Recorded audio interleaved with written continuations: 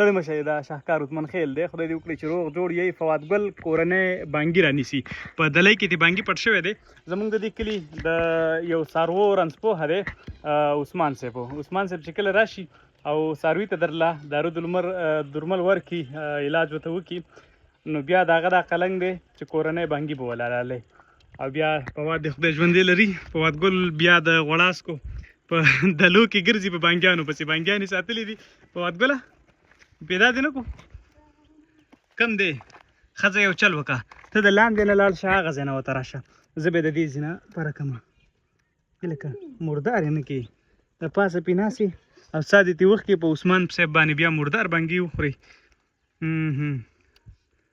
فرمان ډاکټر او عثمان ډاکټر دا خدمت کوي، په دې سیمه کې ګرځي. پیدا دی کو که نه؟ بانګي راونیو په اخره کې. دا کم ذات بانګي دی؟ ته راوړه. دا کم یو دی؟ ببرخپیز دی که نه؟ دې ته ببرخپیز بانګي وایي. باران وشو او دا هر څه لانده کړي دي او بیا پسې اسمان داسې شو شین، نو ډېر ښایسته باران وشو. فواده حلالې که ورته ښه، هغه چاته یې ورکړه، بالغ کس ته وایي چې حلالې کړي.